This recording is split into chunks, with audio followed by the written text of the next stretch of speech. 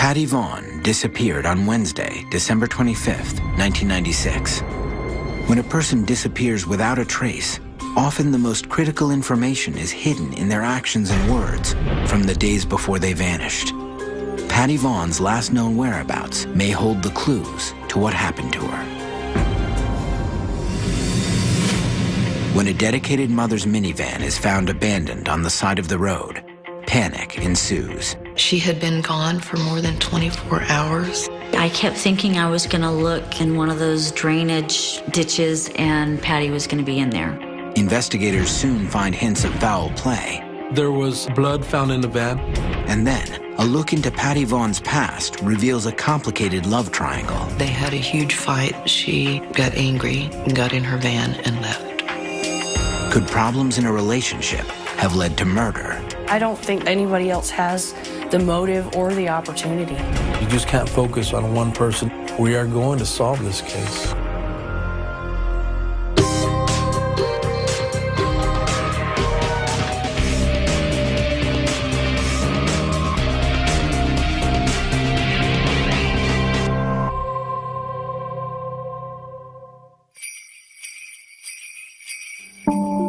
It is Christmas Eve, 1996, near San Antonio, Texas, where the festive city streets are glowing with holiday cheer. At Lavernia United Methodist Church, 32-year-old mother of three Patty Vaughn performs for an intimate Christmas celebration. Patty has probably been singing before she talked. She had just a very sweet, soothing voice, almost like a songbird.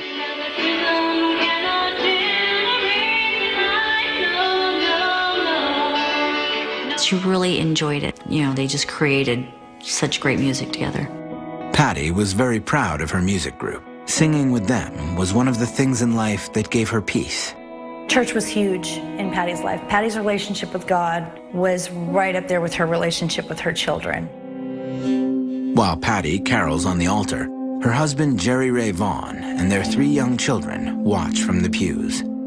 Although the Vaughn's marriage has been strained lately, they are committed to keeping their relationship amicable. Patty would never complain.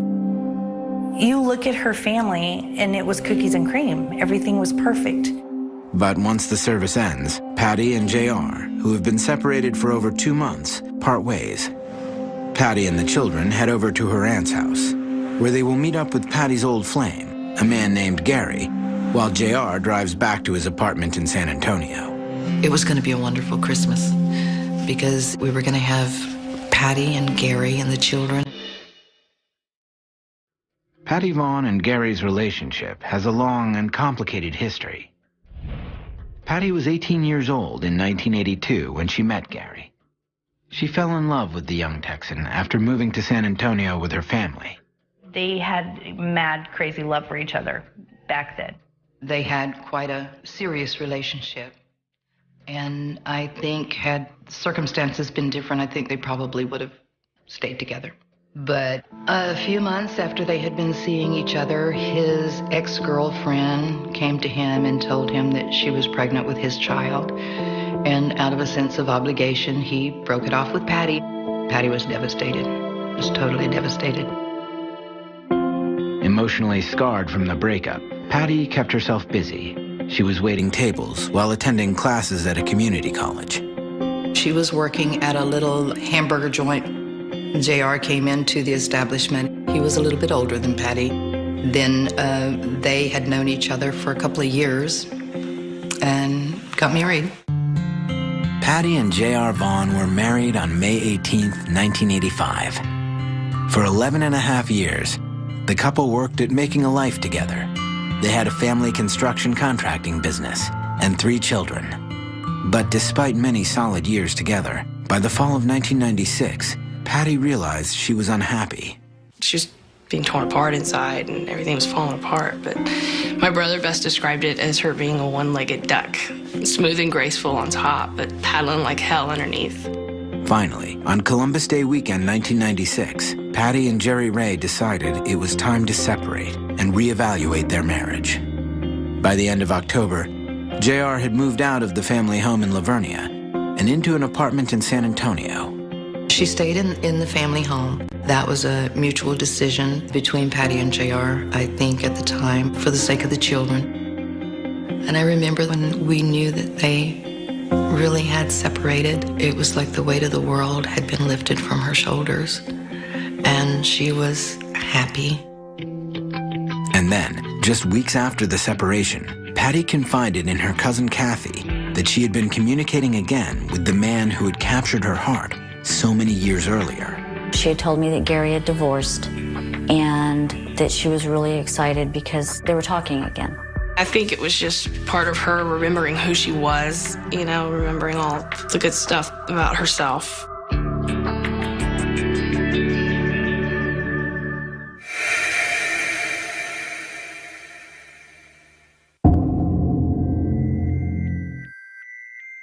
When Patty, Gary, and her children arrive at Aunt Jean's house on Christmas Eve, the celebration has already begun. Patty worries how the new man in her life will be received. Patty felt very guilty because she was still married to JR. And that part of her, that conscience, that moral issue was always there with her. Am I doing the right thing? Am I going to be called a bad mother? But her family welcomes them both with open arms. Basically, we all just always told her, you're a good person, you know what's right for your life, so just follow your heart. As far as Christmas Eve at the house, I mean, it was perfect. The party comes to an end around midnight. The family wishes each other a Merry Christmas and says their goodbyes. Patty gave me a big old hug and said, okay, I'll talk to you tomorrow. And that was it. I mean, it was no different than any other night. But unbeknownst to all, this is the last Christmas they will ever share together. Coming up, an explosive argument on Christmas Day tears a family apart. She got angry, got in her van, and left.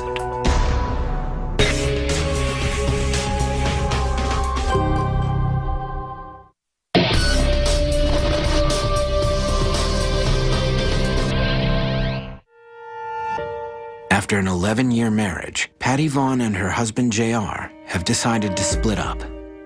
Although conflicted about her decision to separate, Patty has been seeing an old boyfriend. On Christmas Eve 1996, Patty openly shares her rekindled relationship with her extended family. All goes well. At the end of the night, the family exchanges hugs and wishes each other a Merry Christmas. We really didn't make any plans for Christmas Day because we knew that her plans were to have JR over.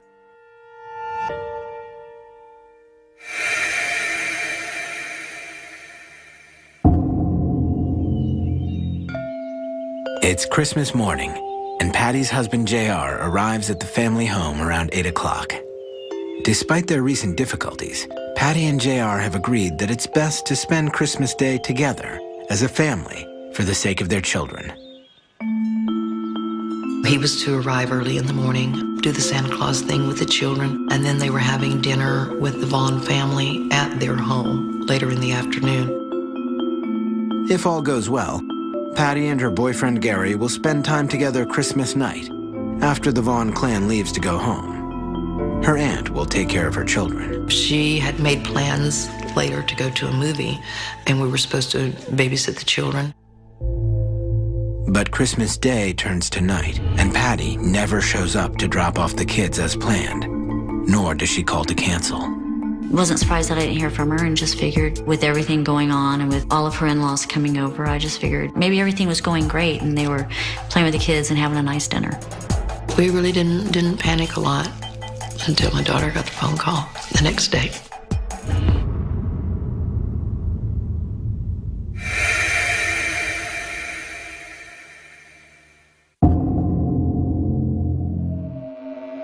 The day after Christmas, Patty's cousin Kathy and her mother are at home when the phone rings.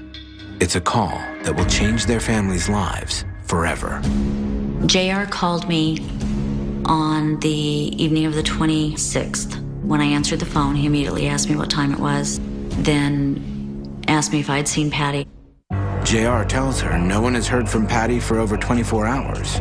He said that she had been gone since the previous day, that they had had a huge fight, that they had been fighting off and on all day Christmas Day, and that she got angry and got in her van and left. She had been gone for more than 24 hours, and we were just now finding out about it. From what JR tells Kathy, he was not initially worried because he thought Patty had been with Gary. But then, JR breaks bewildering news to Kathy. He tells her Patty's minivan was found abandoned earlier that day, 17 miles from their home. The blue-gray Dodge Caravan was left on the side of the road with a flat tire.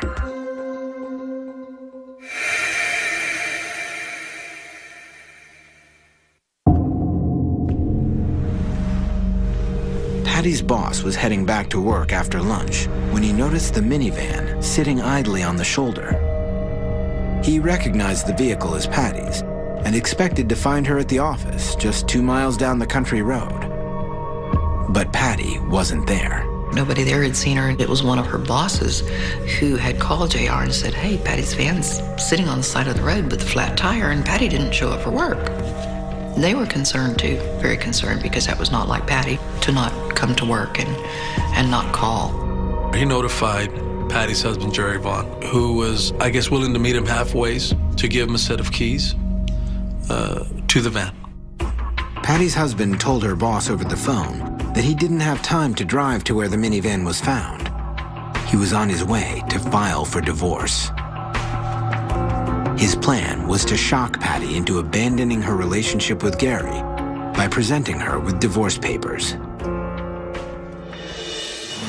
On his way to begin the proceedings, JR met Patty's boss to hand over the keys so the minivan could be moved. Her employer just changed a flat tire, took it to the shop, and it was later found out that, nobody knew where Patty was. Later that day, when Patty's cousin Kathy gets off the phone with JR, she shares the baffling news of Patty's departure with her mother. Right away, they are extremely concerned and start making frantic phone calls to track down Gary, the man Patty has been seeing. He had not seen Patty since Christmas Eve night at our house. He was totally in a state of shock and immediately came to our house to offer to help in any way he could. Whether Gary is being truthful or not, she is still missing. There was obviously something wrong. Patty was missing.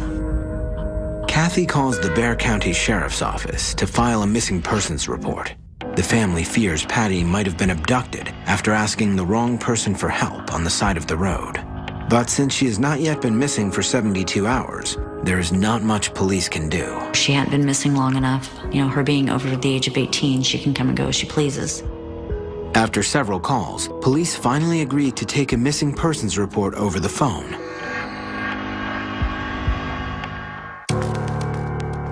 Then, feeling helpless, Kathy and a friend head out into the dark of night to the place on the side of the road where Patty's van was left with a flat tire. Patty would have fought like heck if somebody had grabbed her, so there's got to be a shirt sleeve or a shoe or something somewhere, and so we just walked with the flashlight out there looking. Honestly, I kept thinking I was going to look in one of those drainage ditches and Patty was going to be in there. Maybe beat up, raped, I don't know, but she was going to be in there because it doesn't happen to your family. Coming up, the search for Patty dramatically changes course after a startling discovery. Somebody intentionally let the air out of that tire.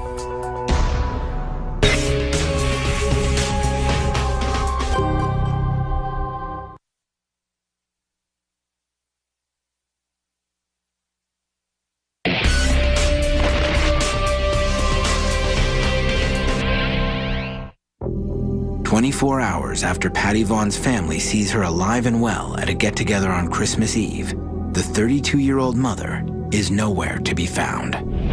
Jerry Ray Vaughn, Patty's estranged husband, was the last known person to see her on Christmas Day. He says she stormed out of the house after a volatile day of arguing. But Patty's extended family senses something is deeply wrong. They don't believe she would have left her 3 young children and not returned home. These 3 children are her life, and she's gonna get mad enough to walk out and leave them? Not in a million years. Jean, Patty's aunt, starts to make calls to see if anyone has heard from Patty since Christmas. She begins with Patty's immediate family living in Georgia and finds that Patty's youngest sister did indeed talk to her on Christmas Day. I called her Christmas. It was probably about 10:30 Texas time. JR answered the phone. Jeannie wished him a Merry Christmas, told him she loved him, and asked to speak to her sister, Patty. He put Patty on the phone, and I could tell she had been crying, and she tried to tell me she had a cold. But I knew, I knew the difference, so I let it go. Jeannie had formerly lived with Patty and JR and was very close to her sister's family. He was a really nice guy. We had a good relationship. He was more of a brother than an in-law. I asked him to give me away at my wedding when I grew up, so. But Jeannie was aware that Patty and JR's separation had not been easy. So when she heard the heaviness in her sister's voice on Christmas Day, she couldn't help but worry. She assured me once again before we got off the phone that everything was fine, and that was the last time I talked to her.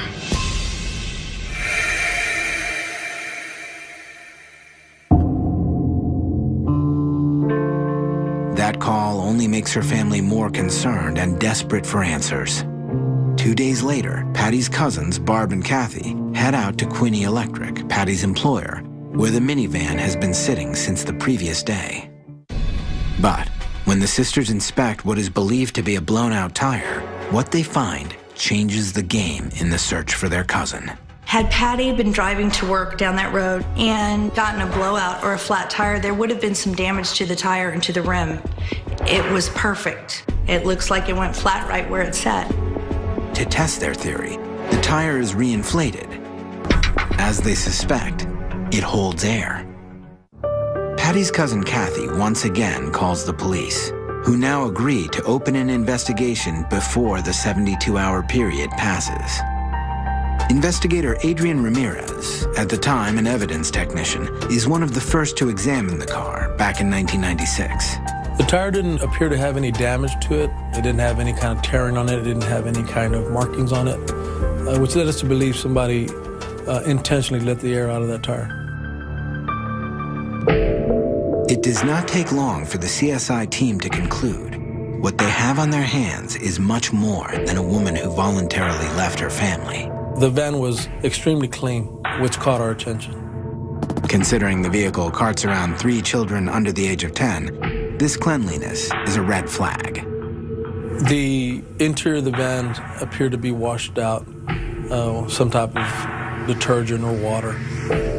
There was water in the actual van itself. It was a colored, stained water. Samples were taken from all through the van. Police suspect the muddied water in the van is tainted with blood, but they can't be sure.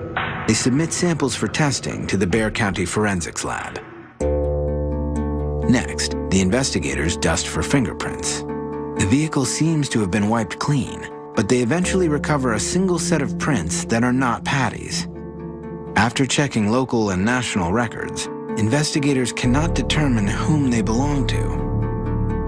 While the Bexar County Police Department is involved in processing Patty's van, Jean, Kathy, and Barb are working non-stop to mobilize a search team.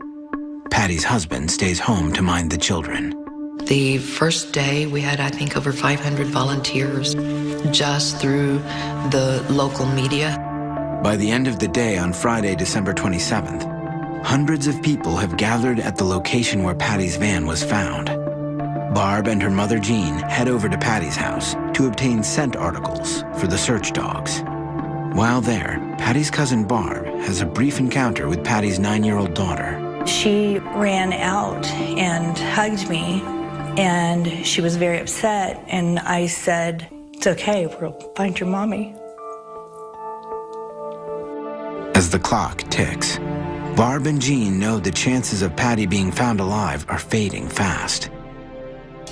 They head back to the search headquarters to deliver the scent articles. They had some dogs that had a scent towards a pond in the area where her van was found. The handler follows her dog Vip to a small stock pond that's 50 feet wide and 3 feet deep. It's a place well hidden off the country road.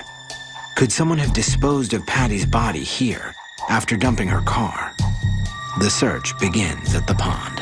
They had the Bexar County Dive Team and other assistants from different organizations. Any search was conducted in the pond area. We did drag the pond. There was nothing there. Although the pond yields no new evidence, the search teams expand their hunt to the surrounding areas. No stone is left unturned. Complete strangers came to help our family. I can't tell you how many trash cans we jumped in. Dump sites, quarries, places that you just would never think you would have to look for somebody that you care about. On Sunday, December 29th, the official search for the missing mother of three ends. Coming up, a routine search of the Vaughn residence reveals a harrowing clue. It was hard not to think that something horrible had happened in that house.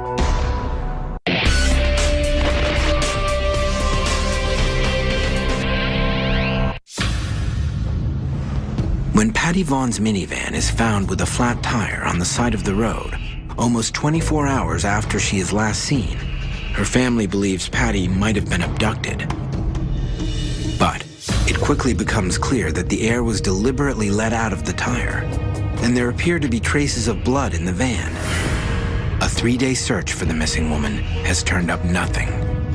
Investigators move quickly to question anyone in Patty's life who could have had motive to make her disappear. In a case like this, you have to go in with an open mind. We strongly believe this was somebody that Patty knew, that Patty is very close to. Investigators know that there are two very important men in Patty's life. JR, her estranged husband, and Gary, Patty's former boyfriend, who is now back in her life. They start by questioning Gary. Police learn that Gary drove by Patty's house the day she went missing, when they weren't supposed to see each other until later that night. He and his sister had been out driving for whatever reason, and he asked his sister if they could drive by Patty's house. According to Patty's aunt, Gary says that he saw Patty's minivan and JR's truck in the driveway. The kids were out playing in the front yard. Is it possible that seeing the Vaughn family together on Christmas made him jealous? Patty's family says there is no way that Gary could be involved in Patty's disappearance. We heard rumors that Patty had decided to reconcile with JR, and Gary couldn't stand that, so he had decided to do away with her. Just crazy scenarios. The fact that he was with his entire family all day Christmas and into the night, way after the hour that Patty supposedly left in her van, kind of blows a hole in that theory. The first person that helped us look for her was Gary. He volunteered to the police, please give me a lie detector test. He was with us on almost every search. He helped pass out flyers. He was a big part of that. Gary denies having a part in Patty's disappearance. He passes a polygraph and gives no reason for police to believe he is a suspect. But because of the nature of his relationship to Patty, it is impossible to rule him out entirely. His eventual death in a tragic car accident will keep police wondering. Gary, like anybody else, has always been considered a person of interest. As investigators dig deeper into Gary and Patty's relationship, they look into an incident that happened just 2 weeks before Patty went missing. It makes them concerned that more people, other than just JR or Gary, may have been upset with Patty Vaughn at the time of her disappearance.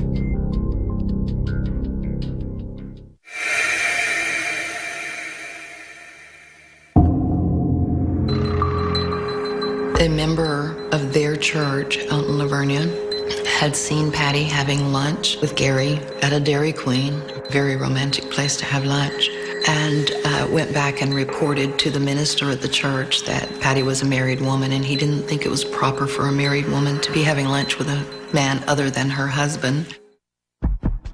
Later that week, while rehearsing at church with her Christian folk singing group, Patty is publicly scorned because of her alleged infidelities.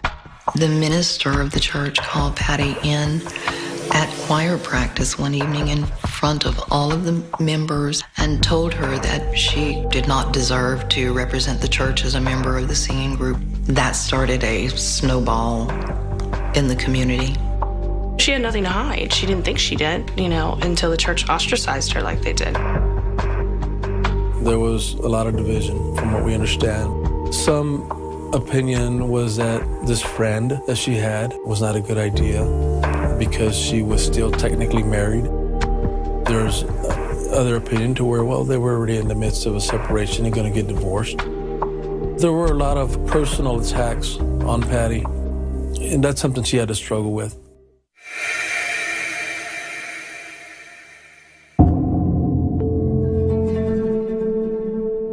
While hundreds of volunteers continue to flock to the fields, searching for any sign of Patty, investigators are honing in on the Vaughn residence, the last place Patty was seen alive. The Bexar County Sheriff's Department Crime Scene Unit pays Jerry Ray Vaughn a visit later that day.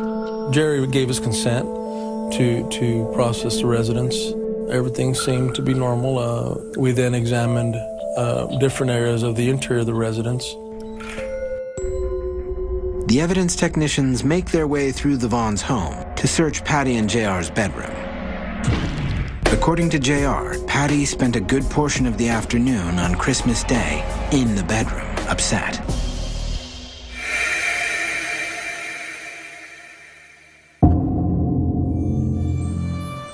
The emotional upheaval started early on Christmas morning, soon after JR arrived. He says the fighting between him and his wife began over Patty's new relationship with her old boyfriend and how it was spilling over into their family life. He felt that it was wrong that his children be subjected to that, and they weren't even divorced. As the fighting between JR and Patty escalated, it became increasingly clear that hosting the Vaughn family for Christmas was not the best idea. When JR's sister Marilyn and her son showed up for dinner, JR told them Patty wasn't feeling well and asked them to take the children over to his younger sister's house for Christmas dinner. When the children left with their aunt, Patty and JR remained in the house alone. We believe that Patty and Jerry Vaughn needed some time to talk, and they're probably going to work on some things. But according to JR, this was when the arguing turned into an all-out war, culminating with divorce threats. He had threatened her that with what he had on her, not only could he take back control of his house, he could take his children too, and she would never see them again. According to JR, his goal was to show Patty he meant business and that it was high time to stop exhibiting inappropriate behavior around their children. Supposedly, she grabbed her purse and her keys and left. And nobody has seen any of those items. There are no witnesses that have come forward that can tell us they saw Patty leave that residence. JR believes Patty became the victim of foul play after she left the house.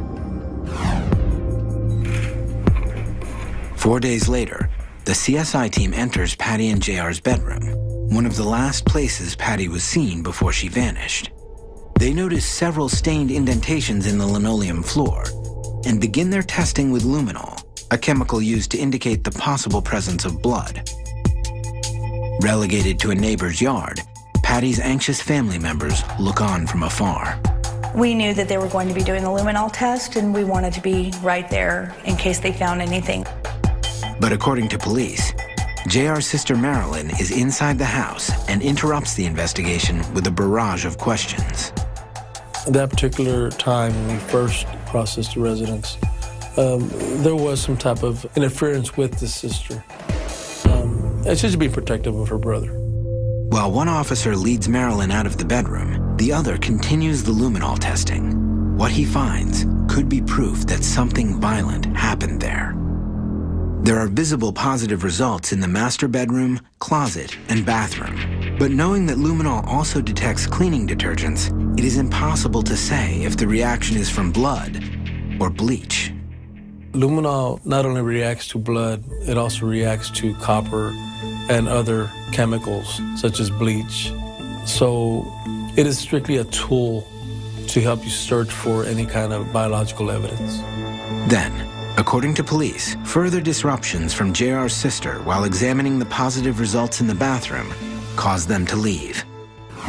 The next day, when the search continues, the evidence technicians return to the areas where the luminol test was positive. They then follow a trail on the bedroom floor to uncover a few drops of blood. A bucket and mop in the garage also test positive under luminol. Some blood evidence had been found behind a baseboard of the master bedroom. It was hard not to think that something horrible had happened in that house. But investigators cannot be sure. They must now prove the blood found in the van and in the house is in fact Patty's blood. And if it is, with only a small amount of blood discovered, it will be hard to prove a crime was committed in the Vaughn's home. What makes it tough here also is that unless there is an abundance amount of blood at a crime scene, it doesn't give you the amount you need to consider a person deceased. Patty's family isn't as cautious in its assessment of the evidence against JR. The house was never cordoned off as a crime scene. When they found the blood in the home and the blood in the van and she was missing, they allowed JR and his sister Marilyn to be in the home while they searched. And there's something not right there. Coming up, suspicions arise when tips flood in about one of JR's construction sites. Some workers were pouring concrete and they wanted us to go away.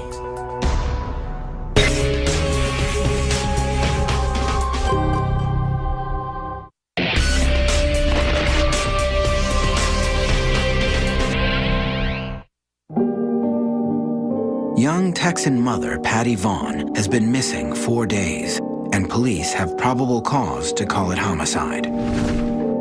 Blood found both in her minivan and behind a baseboard in her bedroom is a strong indicator to investigators that Patty has met a violent end. But just as the investigation into Patty Vaughn's disappearance seems to be heating up, there is a jurisdictional issue. Although the abandoned van was in Bexar County, the Vaughn house is not.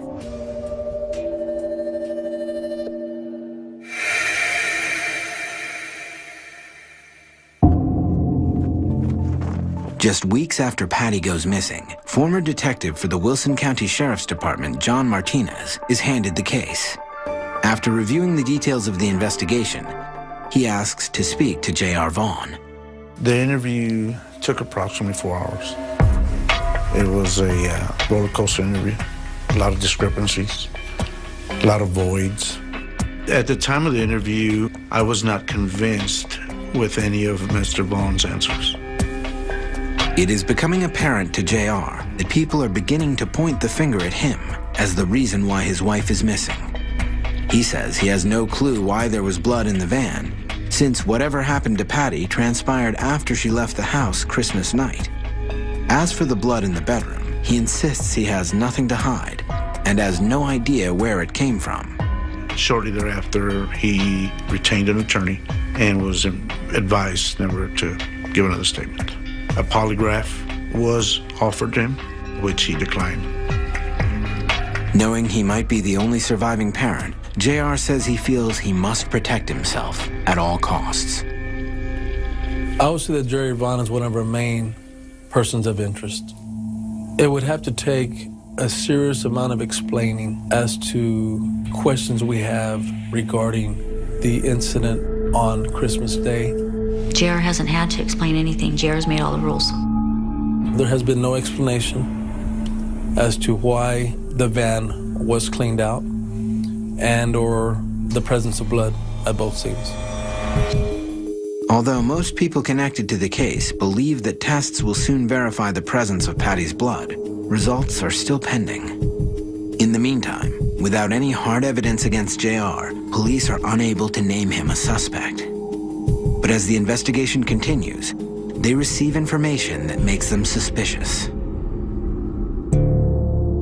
2 days before Patty goes missing, he makes plans to vacate his apartment. In a letter dated December 23rd, JR asks his landlord to break his lease. Although he tells police it was because the area felt unsafe, the timing of the letter makes them question his actions. he moved back in the day Patty disappeared. And 3 days later, her voice was changed on the voicemail, and his clothes were in the closet. JR says his move back into the family home on December 25th was not planned. The heated fight between him and his wife pushed him to the limit. He told her to get out. Supposedly, after she stormed out after a heated argument on Christmas night, he called a locksmith to change the locks. JR was standing his ground, and he was going to take back what was his, which was his home and his children.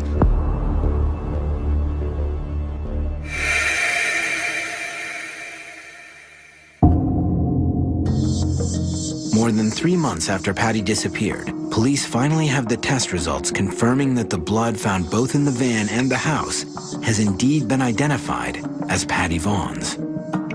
But that is still not enough for an indictment. There's not a body.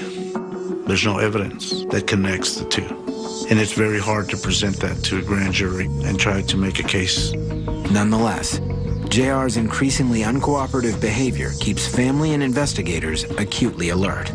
We were not allowed back in the home, and we were allowed to see the children again. The children were not allowed to be questioned, whether it be at the school or whether it be at the church. Their father made it a point when they attended Bible studies that he was there. As an investigator, it sends a red flag. But JR says that police had not asked to question the children, and he has cut off contact with certain members of Patty's family because he is aware they think he might have harmed Patty. He would not leave the house. He would not help us on the searches. JR was getting members from the search parties to call him and give him updates, where you're searching, how long you're going to be there, where you searching tomorrow. You would think that a person would be more involved in a search. However, everybody reacts different. Some will help, some will decide to stay away and let the authorities do it. According to JR, he was advised by a police officer to stay away from the searches. If anything tied to Patty was found, he would not want his DNA anywhere near the crime scene. As the investigation continues, police must keep an open mind. They continue to question people Patty knew and chase down every possible lead, which brings them back to the Vaughn's property. One of the leads that we received was that the body could be in a septic tank on the property. We obtained a search warrant, evidentiary search warrant for the property. And after searching, it was inconclusive. We searched and talked to neighbors and so forth. No one heard anything, no one saw anything. But then, weeks after Patty disappears, one tip stands out among the rest. A call has come in referencing an elementary school that was being built around the Christmas holidays, 45 miles from Lavernia in Pleasanton. The supervisor of the construction site was J.R. Vaughn. Our office received information that Mr. Vaughn was a contractor, and they felt suspicious of some work that was being conducted right around the same time frame that this missing persons report came through. We had found out where JR's job site was, and when we got there, there were some workers that were hired by JR that were pouring concrete, and they wanted us to go away. We've talked to a couple of employees who had said that JR had done something that was totally out of character for him, and said that he would oversee the concrete trucks in certain areas pouring the concrete.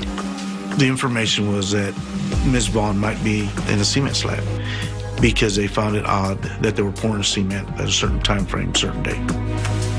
JR denies these claims and says the pour dates had been scheduled well in advance and executed as planned.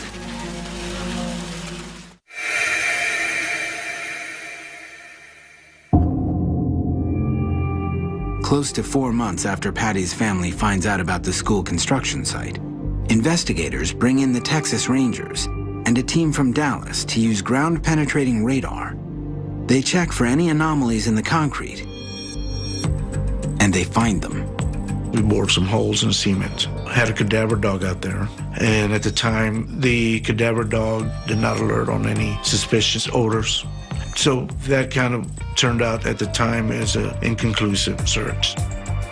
Patty's family is not convinced the search was done thoroughly. They believe there's a good chance Patty's body could still be there. You're not going to destroy a multi-million-dollar project that the county and the citizens paid for, no matter how many bodies might be buried here. Following the Pleasanton school search, the case of the missing mother goes cold.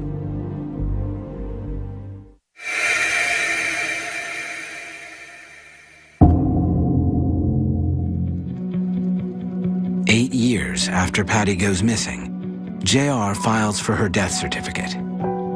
JR says he had Patty pronounced deceased because by that time he was legally permitted to do so. But when Patty's family finds out, they are devastated and file a wrongful death suit against JR. At stake is the payout from Patty's life insurance policy.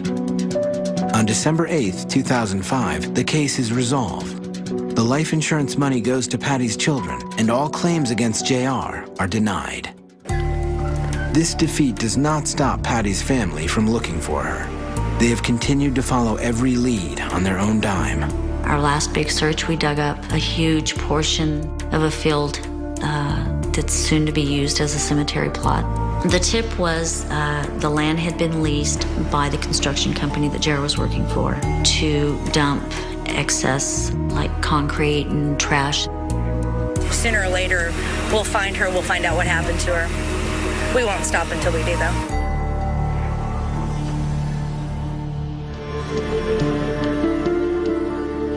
Detective Adrian Ramirez and his partner have the same zeal for solving Patty's disappearance. Now cold case homicide detectives, the duo inherited the case in 2007 when it was returned to Bexar County from Wilson County. We are going to keep working. We'll continue for the sake of Patty's children and her loved ones. We are going to solve this case. Meanwhile, J.R. Vaughn says that by concentrating on him as Patty's killer, the investigation into his wife's disappearance has taken a wrong turn from the beginning, allowing the real killer to have gotten away with murder.